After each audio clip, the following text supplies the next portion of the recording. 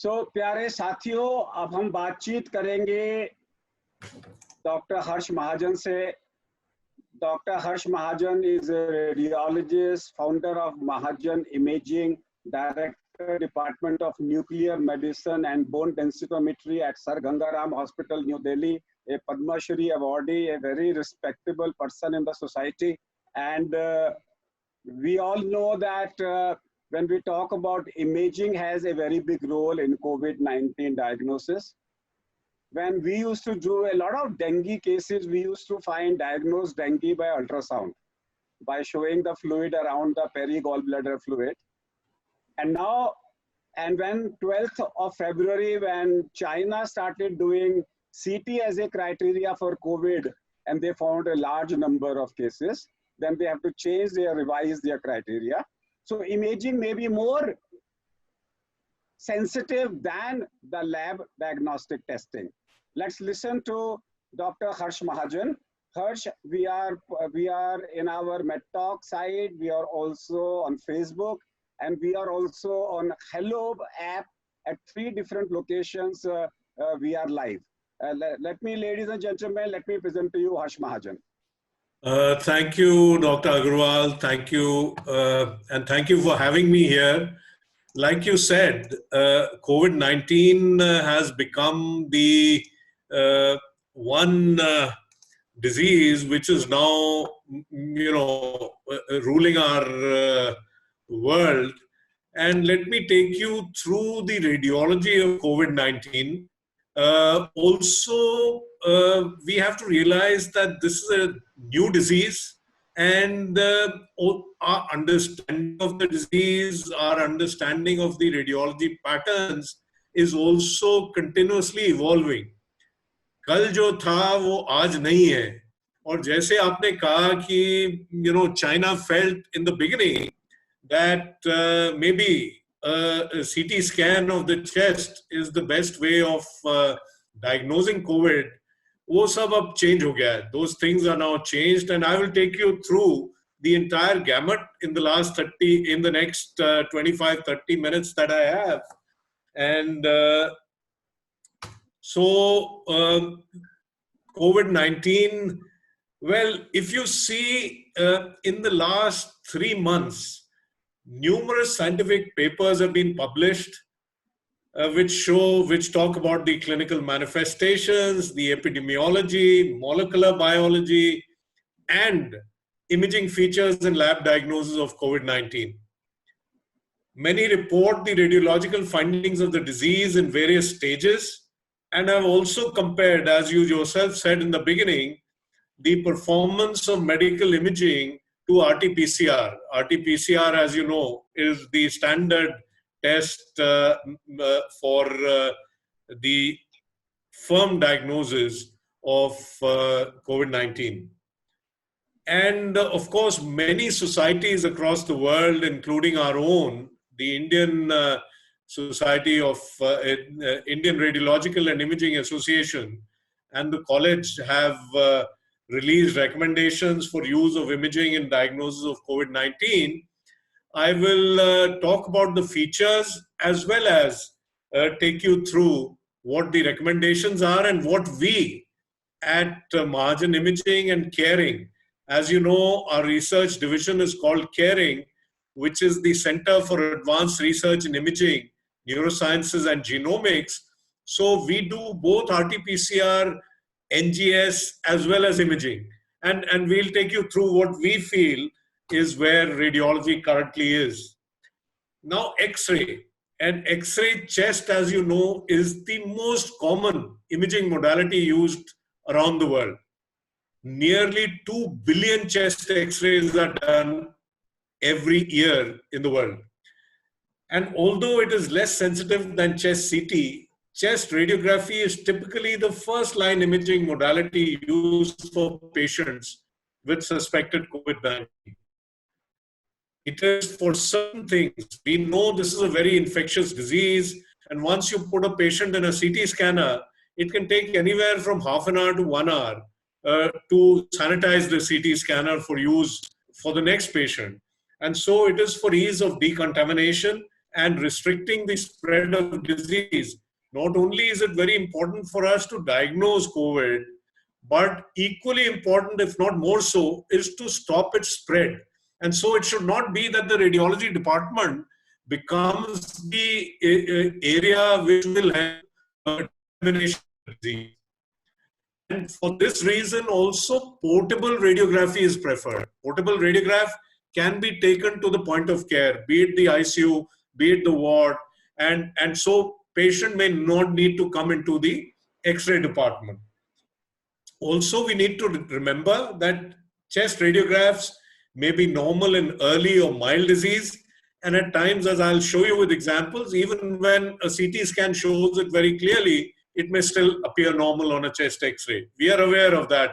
This is not something which is specific of COVID-19, but for any disease of the chest. In some studies, patients of COVID-19 requiring hospitalization, in 69%, there was an abnormal chest radiograph at admission, and 80% had radiographic abnormalities during hospitalization. But I would like to stress here that these were all patients who were sick enough to come to the hospital and then get admitted in the hospital. These were not asymptomatic patients.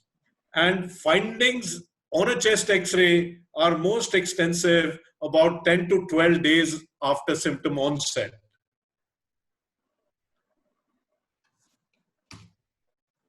Now, X-ray, on an X-ray, the most frequent findings are airspace opacities, just opacities that you see, which you can describe in any way. Even if you say it's opacity, and you know, a clinician can understand or your colleague can understand, that is a good enough terminology for me.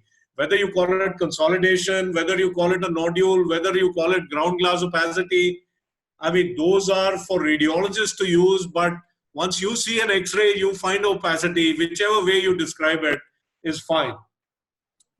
So, consolidation or ground glass opacities, these are the two major ways in which we tend to describe them as radiologists.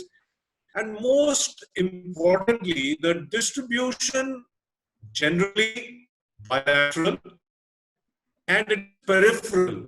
So it is near the edges of the lungs. It is near the pleura. And this is something which is quite typical of COVID-19 and also lower zone predominance. And here you can see some example, which I hope you can see the arrows. And here you see opacity, which are near the lateral thoracic wall, peripheral opacity. The same you can see here.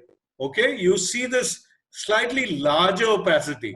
I hope the viewers are able to see this, but so they are peripheral. They are not around the heart or something like that, which may happen in later stages when a patient becomes very sick. So the distribution often bilateral, they may not be symmetrical. They can be asymmetrical, but generally bilateral, peripheral, and lower zone is predominant. And one hallmark, if you find pleural effusion, then the chances are that this is not COVID-19. If the CP angles are blunt, if you have frank pleural effusion, that has been seen in large studies in only 2% of the patients. So pleural effusion generally means that we may not be dealing with COVID-19, just as, you know, it doesn't produce much sputum. It is more of a dry cough. Similarly, it doesn't have fluid generally in the pleural spaces. That's an X-ray here, and on your right, you can see a CT scan. And this is to show that the chest film is insensitive in the early stages of the disease. Here you can see this is a coronal section from a CT scan. And here you can see ground glass opacities very nicely. We can also see some radiolucency in the middle, which we will not refer into right now. We'll talk more about that when we get to the CT part. But on the X-ray, you can see it looks absolutely normal. So even significant disease may not be picked up on an X-ray, and that's something we need to remember, because based on that, we are also formulating guidelines. Now, another paper which I came through only today, and I added this, is a very interesting observation which someone has made, that since these opacities are peripheral, what if we do a lateral oblique kind of X-ray? And this is a representation, not that in this comment that he put on the net, he has done oblique X-rays, but we may take a pointer out of it. These are oblique X-rays which have been created out of a CT scanner. This is called a ray-sum image, which looks like a X-ray. And this is something that you see here. And you can find that this opacity, if you see, it is oblique. It is not, the spine you can see is oblique. So this is a lateral oblique chest X-ray. And if we compare with the normal AP or PA view, then you can see that that lesion is not seen. Nothing is seen here. It can be seen here. So this may be a pointer for radiologists who may be hearing that at times it may be worth doing an oblique view, and you may be able to unfold opacity which you may not have seen on a PA view or an AP view. So this is from Japan, from the St. Mariana University School of Medicine at Kawasaki. So this is something that can be kept in mind, that a lateral oblique, because a patient is there, you have done a PA view, no harm if you feel in doing a lateral oblique. Then we will talk about point of care ultrasound. This is also something that is used in a large number of cases routinely in the ICU, especially in patients who may have pneumonia. You don't want to, or they are not well enough to be taken to the radiology department to be dissociated from the machine. So you do either a portable chest X-ray in the ICU, or you do a point of care ultrasound. And this critical care specialists do it and radiologists do it. And this has a role in ARDS, in pneumonias, in seeing interval increase or decrease of pneumonia. But this is neither a sensitive nor a specific modality. We need to remember this.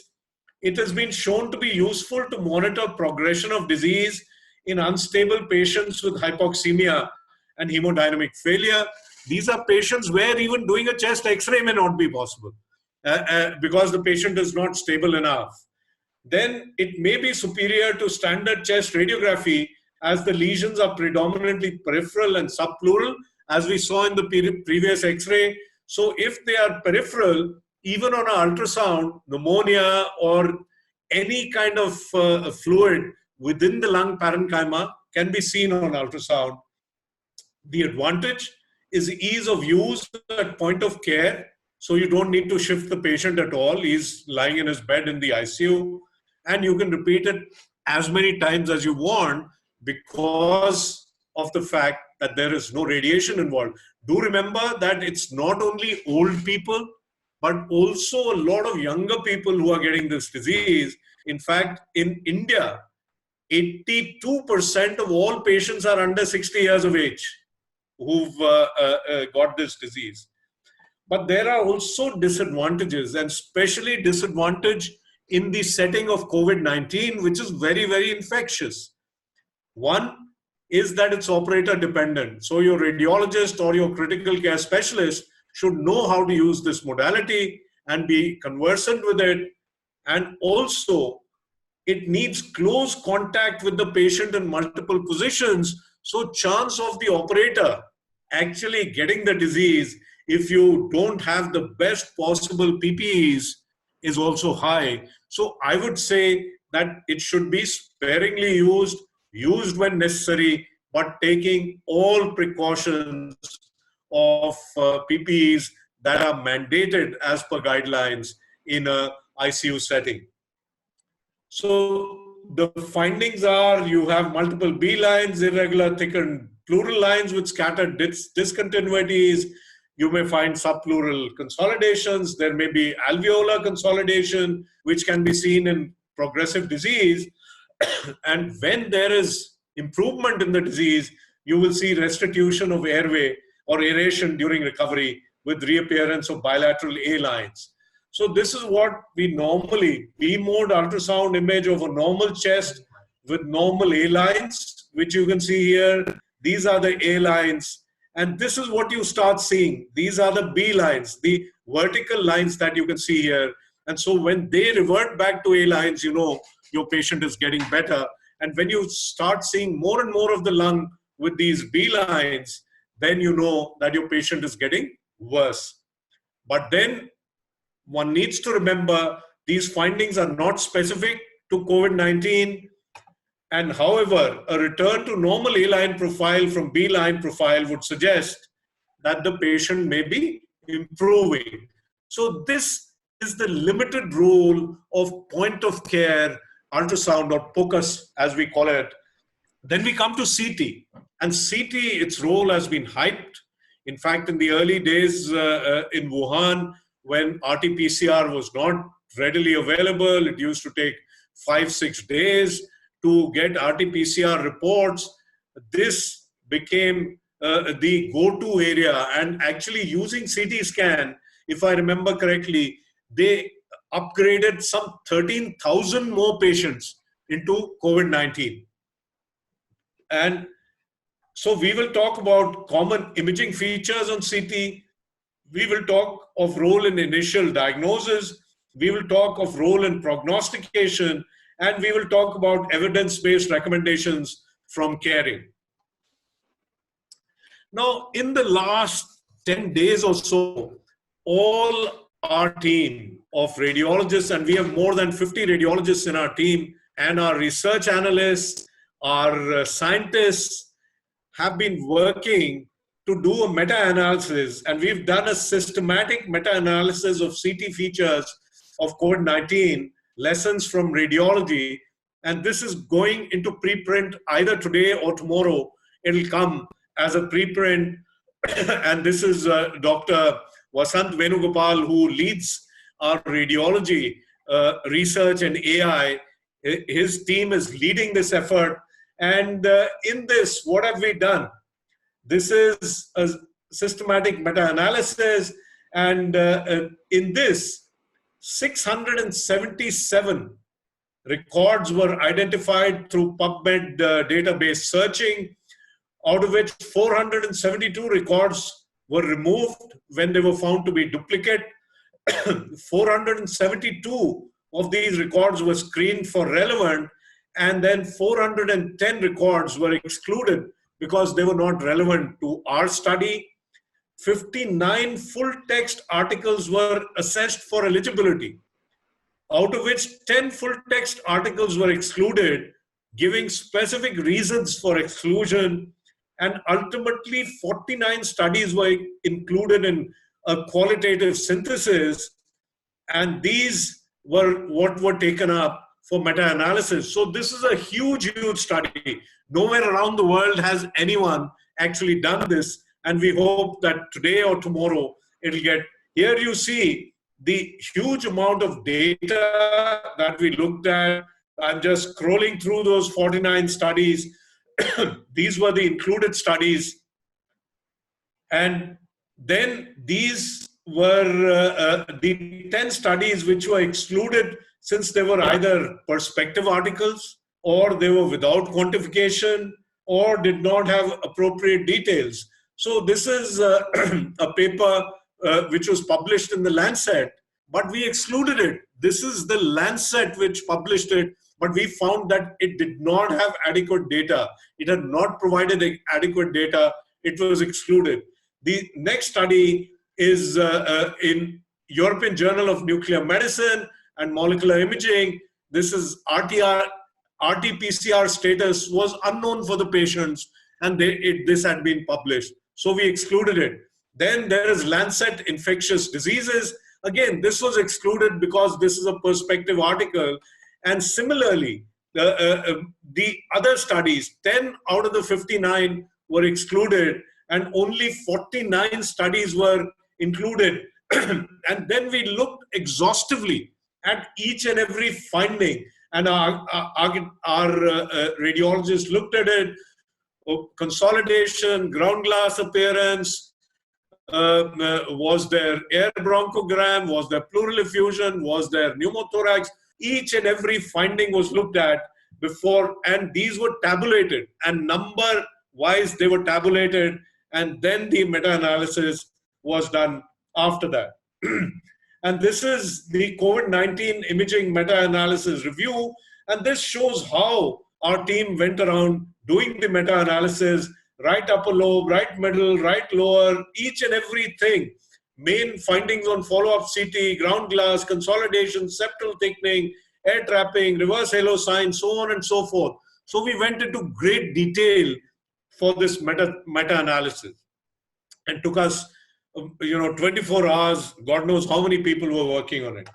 So out of 677 studies available in PubMed database, we shortlisted and reviewed 49 studies, including over 4,145 patients with 3,615 RT-PCR positive COVID-19 disease. Diffuse bilateral ground glass opacities were the most common findings at all stages of the disease, followed by consolidations and mixed density lesions. 78% of patients with RT-PCR confirmed COVID-19 infections had either ground glass opacities, consolidation, or both. So these are the most important findings. This is an overview of the results, and here you can see that this is comparing COVID-19 positive patients with findings and COVID-19 negative patients out of this meta-analysis, and no findings. You can see even with COVID positive patients, we had no findings on CT scan in about 7% patients. Ground glass opacities, we found about in 30% were present also in COVID negative patients. So I want to say that this meta-analysis proves that the initial claims made for the use of CT, both for screening, initial diagnosis, has been belied by this meta-analysis, as was also realized by the researchers themselves. And sometime in February, this was taken out of the ambit of guidelines for use. And this is the progression pathway of CT findings with clinical findings. And what were the imaging features on CT? Common findings were ground glass opacities, consolidation, mixed lesions when both of these were present, interlobular septal thickening, crazy paving pattern, and reticulations. There were some so-called specific findings, which may not have been in every case, but these are supposed to be specific for COVID-19. And actually, we would need to do a deep dive into more data to say in the months to come whether these are actually specific for COVID-19 or not. These were the halo sign and the reverse halo sign. There is a spider web sign, pulmonary vessel engorgement, and the vacuolar sign. And infrequent findings were architectural distortion, lymphadenopathy, and pleural effusion. Pleural effusion in less than 2%. In our meta-analysis of 3,615 RT-PCR positive patients included in this study, 235 or 7% patients had no findings on CT scan. That 235 is a wrong number there. The distribution of lesions was frequently bilateral, peripheral, and subpleural, something we also saw on the X-rays, and it most commonly involves bilateral lower lobes. Ground